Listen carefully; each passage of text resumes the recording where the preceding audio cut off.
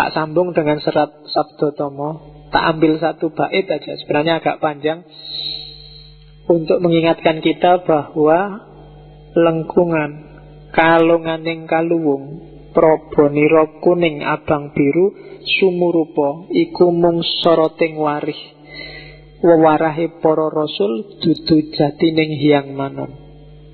Jangan ketipu di zaman kala tido kala bendu itu lengkungan warna-warni pelangi yang berwarna kuning, merah, biru hanyalah cahaya pantulan air. Menurut Rasul bukanlah Tuhan yang sebenarnya. Jadi mungkin banyak sekali kebenaran yang ditawarkan padamu. Ada yang warnanya biru, warnanya kuning, warnanya merah. Jangan berhenti di situ, karena itu hanya pantulannya. Carilah air yang sejati. Jangan gampang ketipu oleh tampilan, oleh pencitraan, oleh gaya, oleh fashion. Karena itu hanya pantulannya saja. Carilah kesejatian. Itu serat Sabdotomo. Dan sebagaimana katanya Rasul, semua yang palsu itu bukan Tuhan yang sebenarnya. Tuhan yang sebenarnya ada dalam kesejatian. Itu serat Sabdotomo. Joko Lodang, saya tidak tahu istilahnya khas ya. Kenapa Ronggo Warsito pakai istilah Joko Lodang? Karena manusia yang tercerahkan, manusia yang mengalami puncak pengalaman mistik itu adalah seorang yang Joko dan Lodang. Joko itu kan berarti masih ting-ting, masih murni, masih jernih. Dan Lodang, dia santai, tidak kesusu-susu, nggak dipepet-pepet oleh dunia, longgar dia. Cirinya orang yang belum selesai itu dia marah-marah terus, kesusu-susu terus, bingung terus. Tapi kalau sudah Joko Lodang, kamu jernih dan santai, itu berarti kamu sudah selesai dengan dirimu sendiri. Jadi di syairnya Joko Lodang gumandul, praptaning ngetengkrang sruwuwus, eling-eling pasti karsaning hyang widi, gunung mendak jurang merenjul, ingusir projo prangkasor. Jadi Joko Lodang datang berayun di antara pohon-pohon. Jadi karena dia sudah santai, ya nongkrong di atas pohon, tidak masalah, ngerokok-ngerokok, ngopi-ngopi, santai, dia sudah selesai, sudah tercerahkan.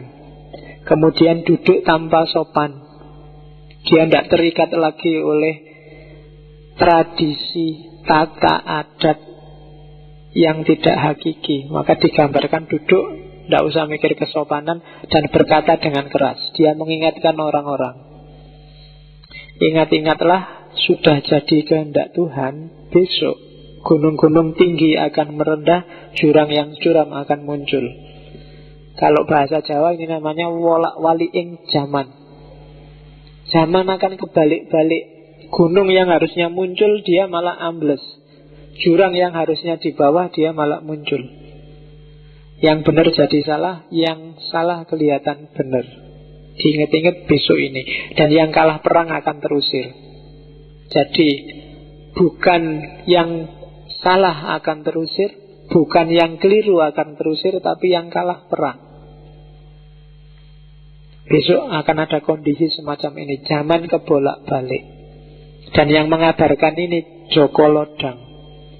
Yang sadar kondisi ini adalah orang yang sudah tercerahkan, orang yang sudah selesai dengan dirinya sendiri dan dengan hidupnya. Tak loncati beberapa bait. Terus ada lagi yang gelisah siapa? Mbok perawan songgowang, duh kiteng kolbu. Kenapa pakai istilah mbok perawan? Kenapa pakai istilah mbok dan kenapa pakai istilah perawan? Perawan sama kayak Joko tadi, ada kemurnian, ada kejernihan di situ. Kenapa mbok? Mbok itu kan semacam kakang atau kakak atau ibu yang perempuan.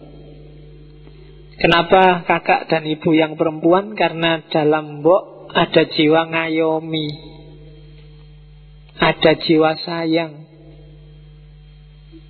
ada keibuan yang bisa mengasuh.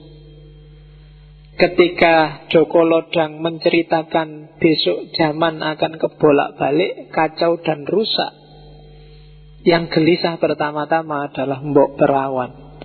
Mereka yang punya kepedulian, punya jiwa momong terhadap lingkungan sekitarnya, yang perawan, yang pikirannya jernih, yang tidak ditunggangi oleh aliran mazhab apapun. Mbok perawan bersedih hati.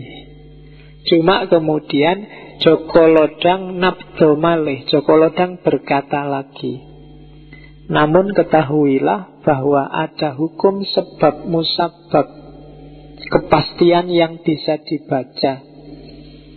Usahakanlah supaya segera terjadi. Jadi hidup ini ada sunnatullahnya. Siapa menabur, dia akan menanam. Solusinya biar wolak-walik ing zaman itu segera selesai, taburlah yang baik-baik sekarang. Tidak usah nunggu besok, tidak usah kesuwen diskusinya. Sekarang selesaikan itu, besok kita akan panen yang baik. Kalau kita nggak segera menanam sekarang, kita masih gegeran sendiri, saling caci antar kita sendiri sekarang, tidak akan ada panen besok. Maka sekaranglah, itu hukum sebab musabab. Hidup ada sebab akibatnya. Kalau kamu tidak rajin sekarang, pintermu ya tidak besok. Jadi kalau ingin besok pinter, sekarang rajinlah, tekunlah belajar, besok kamu akan pinter. Itu sebab akibat. Kalau ingin Indonesia ini beres segala urusannya besok, kita semua harus tirakat sekarang. Kalau kita menunda-nunda tirakat, semua nyari enaknya sendiri, senangnya sendiri, ya zaman kalau tidur, wolak-walik yang zaman tidak akan selesai. Masih lama. Wiku mesti sawijinya tidak akan muncul. Untuk jadi wiku kan harus ada tirakat. Dan tugas kita sebenarnya untuk tirakat itu tadi. Itu peringatannya Joko Lodang. Bait selanjutnya ini nanti yang sering ditafsirkan orang ramalan kemerdekaan Indonesia, karena pas kalau pakai Condro Sengkolo itu tahun 1945. Jadi sangkalane masih nunggal zamanipun ning sakjroning madya akhir. Wiku Sabto Ngesti Ratu, adil parimarmeng dasih ing kono kersaning manun.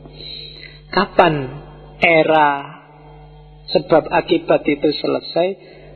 Zamannya masih sama, jangan khawatir. Pada akhir pertengahan zaman, Wiku Sabto Ngesti Ratu, Wiku 7 Sabto 7 Ngesti 8 Ratu 1. Jadi tahun Jawa 1877. Itu kalau dikonversi tahun Saka 1887 itu sama dengan tahun 1945. Pas. Akan ada keadilan antara sesama manusia. Itu sudah menjadi kehendak Tuhan. Ini yang saya bilang dahsyatnya Ronggo Warsito. Nasihat ini bisa berlaku segala zaman.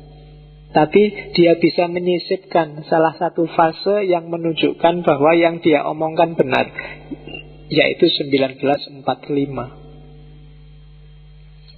Jadi itu yang tadi contohnya, contoh Condro Sengkolo.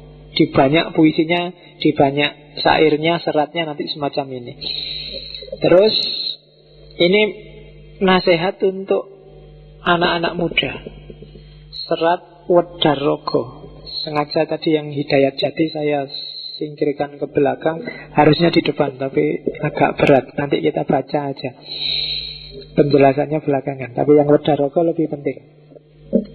Ini Wedarogo itu nanti ada untuk orang-orang tua, ada yang untuk anak-anak muda. Saya ambil yang untuk anak-anak muda aja, karena yang di sini ngumpul teman-teman masih muda, kecuali yang wajahnya agak tua. Kan ada kan yang masih muda wajah tua. Mangkene patrapipun wiwit anem amandeka laku, ngurangi pangan turu sakwatawis amekak hawa nepsu dasarana andhap asor. Jadi laku kita, kalau besok ingin mensukseskan sebab akibat yang baik tadi, katanya Ronggo Warsito, makanya yang tepat sejak muda saatnya untuk lelaku, mengurangi makan tidur sementara, menahan hawa nafsu dengan didasari sifat sopan santun. Nah ini yang berat. Jadi tirakat kita yang pertama, ayo laku, jangan boros makan, jangan boros tidur. Sementara tidak apa-apa. Tirakat itu kan sementara. Kalau sudah buka puasa kan sudah boleh makan, sudah boleh tidur. Cuma jangan banyak-banyak, makan sekadarnya saja. Lapar ya makan, sebelum kenyang sudah berhenti. Itu mengurangi makan, bukan menghilangkan makan. Mengurangi tidur. Yo, untuk yang lebih bermanfaat. Jadi tidurnya dikurangi untuk belajar, tidurnya dikurangi untuk tahajud, untuk sholat malam, bukan untuk nonton sepak bola. Ya, kalau pas ada siaran langsung UCL, kalian mesti tirakatan kan? Cuma bukan itu maksudnya Ronggo Warsito. Jadi ngurangi makan, ngurangi tidur sementara, tenang aja. Dan menahan hawa nafsu. Yang muda-muda, yang berat sebenarnya mungkin nahan hawa nafsu ini. Kalau mengurangi makan kan sebenarnya gampang. Akhir bulan pasti kalian makannya agak kurang. Duitnya seragam entek. Tapi nahan hawa nafsu ini yang agak berat. Tadi ada 4 jenis nafsu. Nafsu al-lawamah, nafsu sufiyah, macam-macam itu kan. Harus latihan. Jadi yang namanya latihan kadang gagal, kadang sukses. Tapi semakin sering latihan, semakin mudah dilakukan. Jadi hawa nafsumu itu kayak binatang peliharaan. Kalau dilatih terus menerus ya dia akan jinak. Tapi setelah dilatih lama, dicuekin lama, dia bisa liar lagi. Harus kalian yang mengendalikan. Jadi kalau itu binatang ya, kalau itu kuda ya kalian yang ada di atasnya, bukan kudanya di atas kalian. Kalau kudanya di atas kalian gawat. Ya, jadi kalian yang harus di atas kudanya. Kalian yang pegang tali kendalinya. Jangan kudanya yang ngasih kendali di lehermu. Jadi tahanlah hawa nafsu. Apalagi yang muda-muda. Nafsu itu bisa disublimasi kok. Energi untuk itu bisa dialihkan ke yang lain. Makanya Nabi kalau sedang kesana terus nafsumu, sibukkan dirimu. Atau kalau Nabi ya puasalah. Fa'alaihi bisawm. Ya. Jangan sering-sering ke kamar mandi. Ya itu bukan nafsu, itu melampiaskan nafsu. Ditahan lah ya, jangan dilatih yang gitu. Terus sopan santun, andab asor. Ini yang anak muda kadang agak susah. Berat memang. Apalagi anak sekarang kan dia, itu tradisi Pak, adat Pak, itu feodal Pak, kan mesti kamu gitu. Enggak, itu dalam rangka menertibkan diri. Enggak gampang loh menaklukkan diri itu. Antara lain andab asor itu tadi. Sama yang tua cium tangan, kalau jalan menunduk, kalau ngomong enggak boleh ndanga. Itu sebenarnya trik-triknya orang Jawa, etiket Jawa untuk biar orang mudah menaklukkan dirinya sendiri. Orang itu paling gampang kalau disuruh sombong. Kalau disuruh merendah itu yang berat. Maka orang Jawa mengajarkan tato kromo sopan santun, merendahkan diri. Terus anak muda jangan sampai nganggur, katanya Ronggo Warsito. Tinimbang lan angin nganggur, boyo becik ipil-ipil kaweruh, angger datan ewan panasaten sayekti, kawidyane wuwuh-wuwuh wekasan kasub kinaut. Daripada nganggur, lebih baik nyicil nyari ilmu. Asalkan tidak malu diberi nasihat sejati, hingga penuh ilmu, akhirnya nanti berguna. Jadi kalau kalian sedang off, merasa bete, pingin ngapain daripada nganggur, nyicillah ilmu. Di sekelilingmu semuanya pelajaran. Baik ada yang tertulis, ada yang tergelar. Terus tambah ilmumu. Jangan malu kalau diberi nasihat, baik oleh tulisan, oleh lingkungan, maupun oleh orang yang lebih pandai. Sampai kamu penuh, akhirnya nanti berguna. Jangan khawatir. Jadi mumpung masih muda, nyicil ipil-ipil kaweruh. Nah, besok kalau kalian punya kelompok diskusi, nggak usah dikasih nama bagus-bagus, kasih nama ipil-ipil kaweruh. Nggak apa-apa, itu khas Jawa. Jadi kita bikin kelompok diskusi yang namanya ipil-ipil kaweruh. Nah, jadi nyicil-nyicil, ngupil-ngupil pengetahuan. Jadi dikit-dikit nggak apa-apa. Kalau banyak kamu ngeblak nanti. Sidik-sidik, nanti paham. Lama-lama ngumpul. Ilmu itu kan karakternya semacam itu. Kalau kalian nafsunya besar, pingin pinter, dadak, terus beli buku besar-besar, percayalah buku itu tidak kamu baca. Ya, wis to. Paling kamu bolak-balik tok terus taruh, terus tidur. Iya. Jadi baca kayak gini, akhirnya bukunya yang baca kamu tidur. Bukan kamu yang baca buku. Oke.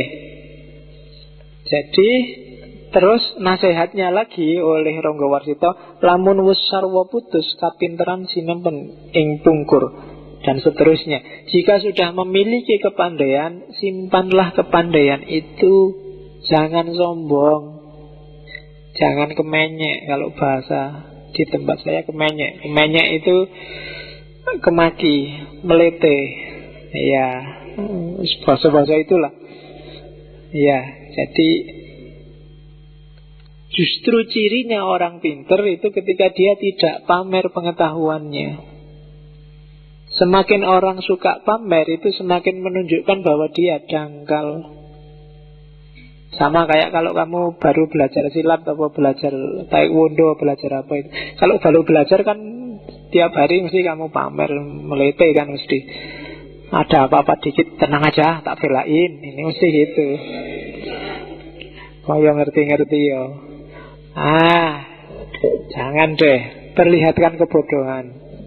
Semakin berat ilmunya, semakin menunduk kepalanya. Dan jangan salah, di samping rendah hati, gayamu yang menunduk tadi akan mempermudah dalam bertindak tanduk dan berhubungan dengan orang lain. Tidak ada orang yang senang bergaul sama orang sombong, meskipun dia pinter. Kamu sendiri yang merasakan mungkin IP-mu 2 sementara temanmu IP-nya 4. Kalau kamu temanmu ini sudah IP-nya 4, gaya lagi. Ya gak apa-apa sih kan, IP-nya 4 gaya gak apa-apa. Cuma gak enak kan kamu punya. Rasanya itu mending gak usah deket-deket dia deh, daripada dilecehkan terus. Dikit-dikit ngomong IP2, dikit-dikit ngomong IP2. Gak usah lah, meskipun kenyataannya begitu. Ya kan, dikit-dikit nasihati, kamu itu mbok belajar. Gak inget po orang tuamu, tiap hari nasihati gitu ya. Kamu kan judik juga, bete juga. Ya nanti kamu balas, tenang aja, saya kan nyimpen ilmuku, gak tak keluarin. Ya. Oke, jadi jangan sombong, disimpan aja. Kalau memang pada saatnya ya dikeluarin. Kalau ada orang butuh ya dikasih, tidak masalah, cuma jangan sombong. Karena begitu kamu sombong, meskipun kamu memang pinter, orang akan lari darimu dan ilmumu akan kehilangan manfaatnya. Orang mungkin tidak percaya, mungkin yang diomongkan benar, tapi kalau sudah tidak suka kan nggak masuk.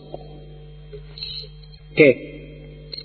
Sebab di dalam hidup banyak orang tak mau kelihatan bodoh, maka selalu menunjukkan pengetahuannya sendiri agar dipuji sebagai orang unggul. Tak taunya akan terjerumus. Jadi hati-hati kalau kamu sombong, sombongmu itu akan nabrak kamu sendiri. Sebenarnya apapun perilaku tercela yang kamu lakukan, akhirnya akan nabrak kamu sendiri. Jadi jangan dikira mudorotnya itu dirasakan orang lain. Yang pertama-tama merasakan akhlakmu yang jelek itu dirimu sendiri. Kerugiannya ya kamu sendiri. Kalau benar-benar pandai, orang yang pintar itu harusnya tidak demikian kelakuannya. Haruslah dengan kira-kira bagaimana baiknya. Pandai-pandailah mengaku bodoh. agar dapat memberi manfaat pada orang lain. Pinter-pinterlah merendah. Makanya orang Jawa itu kan lebih suka rendah diri, rendah hati. Ngomong aja kan gak suka yang keras-keras. Karena memang dasar teorinya untuk bisa harmoni dengan sesama itu kita harus agak merendah. Kalau semua orang muncul, semua orang menonjolkan dirinya, yang terjadi pasti konflik. Jadi merendahlah. Terus yang ini mohon maaf tak skip, tak loncati. Kalau ada waktu kita ulang lagi di sesi filsafat Jawa entah kapan. Serat Wirid Hidayat Jati. Jadi ini penjelasannya panjang-panjang. Saya masukkan sengaja biar kayak tadi diinget-inget aja. Penjelasannya besok. Jadi ini ada ananing zat, wadaing zat, kahananing zat, ada baitul makmur, baitul mukarram, baitul muqaddas. Itu teori ketuhanan yang luar biasa dari Serat Wirid Hidayat Jati. Nanti level selanjutnya ada penetapan iman, dan akhirnya adalah syahadat. Oke, sudah jam itu. Syair terakhir, coba dilihat. Ini syair ketika Ronggo Warsito meramalkan kematian dirinya. Amung kurang wolung ari kang kadulu, Serat Sabdo Jati. Tamating pati patitis, wus katon ning lokil makbul, angumpul ing madya ari, amerangi Sri Budapon. Terlihat hanya kurang 8 hari lagi datangnya kematian. Sudah tiba waktunya kembali menghadap Tuhan, berkumpul di tengah hari, tepatnya pada hari Rebu Pon. Dan pas, dan jangan kaget, Rebu ini adalah Rebu Pon. Ya, itu sudah diatur oleh Ronggo Warsito. Ya.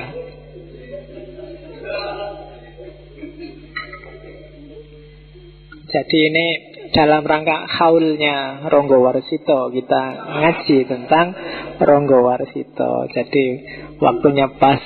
Ini enggak secara sengaja. Jangan khawatir, ada sebab musabab. Apa-apa ada timbal baliknya. Kalau kita niat, semangat, pada saatnya akan ada banyak kebetulan-kebetulan yang menyenangkan. Termasuk Rebu Pon. Oke, sudah hampir jam 10. Kita tutup dengan doanya Ronggo Warsito ya. Itu yang tak sebut tadi, Sandi Asmo. Coba dicek di kalimat terakhir. Borong anggo sakwargo Mesi Martoyo. Ya, Mesi Martoyo itu jiwa raga surga yang abadi. Ronggo Warsito, itu namanya Sandi Asmo. Oke. Duh Gusti sageto sabar santoso, mati sakjroning ngaurip, kalis ing reh aruroho, murka angkara sumingkir, tarlen meleng malaksih, sanitya sing tias mematuh, badaring sapudenda, antuk mayar sawetawis, borong anggo sawarga Mesi Martoyo. Semoga kita dapat sabar dan sentosa, seolah-olah mati dalam hidup, lepas dari kerepotan, jauh dari keangkara murkaan. Biarkanlah kami hanya memohon karunia padamu, guna mendapat ampunan, diberi sekedar keringanan. Hamba serahkan jiwa dan raga hamba. Dan itulah puisi dari seratnya Ronggo Warsito. Hidup paling enak itu kalau bisa mati sakjroning urip. Definisinya apa? Lepas dari kerepotan duniawi, karena kita tidak terikat lagi, tidak jatuh cinta lagi sama dunia, dan jauh dari keangkara murkaan. Nggak ada orang usil pada orang mati, nggak ada orang begal orang mati, nggak ada orang nipu orang mati. Jadi hidup yang enak itu mati sakjroning urip. Gaya kita juga kayak orang mati. Orang mati itu kan tentrem, nggak repot-repot, nggak capek-capek melekan, nggak capek-capek nyari uang, nggak capek, santai aja. Ada siaran langsung, listrik mati, ndak apa-apa. Ya kan? Itu mati sakjroning urip. Cirinya orang belum mati sakjroning urip itu masih kagetan, gupuhan, bingungan. Berarti dia masih belum tentram. Dan itu yang nanti banyak diteorikan oleh para sufi. Meskipun Ronggo Warsito mengolahnya sendiri khas Jawa. Oke, saya kira itu Ronggo Warsito. Bagi saya ini hanya ngincipi. Ngincipi itu mencicip dikit-dikit. Sebenarnya masih sangat banyak, sangat panjang, sangat dalam. Untuk semua tokoh pujangga kemarin, semuanya sebenarnya masih incip-incip. Kalau satu-satu teorinya dibahas, mungkin satu orang bisa 5-6 sesi. Inayat Han, Khalil Gibran, Gute, Ronggo Warsito, itu satu orang bisa 5-6 sesi, bisa satu mata kuliah. Ya, cuma ya keterbatasan waktu dan mood, maka kita hanya bisa incip-incip. Yo kapan-kapan, kayak tadi kan sebenarnya kita loncat banyak di serat wirid Hidayat Jati. Puncaknya sebenarnya ada di situ. Itu yang dianggap ensiklopedi Islam kebatinan Jawa. Ya silahkan dibaca sendiri. Beberapa penelitian juga sudah ada yang ke situ. Oke, alhamdulillah. Minggu depan kita ganti sesi, biar nggak capek baca puisi terus. Kita minggu depan ganti tema, kita jalan-jalan ke barat, cuma ketemu cewek barat. Ya, kita akan bahas para filosof perempuan. Ya, hitungan saya 1 bulan lah ya kita bareng cewek barat 4 kali. Hannah Arendt, kemudian Simone de Beauvoir, kemudian Ayn Rand, dan Julia Kristeva. Ya, kita lihat sedahsyat apa cewek-cewek bule dari barat, pikiran-pikirannya. Oke, saya kira itu. Wallahul muwafiq wal afu minkum. Wallahu a'lam bissawab. Wassalamualaikum warahmatullahi wabarakatuh.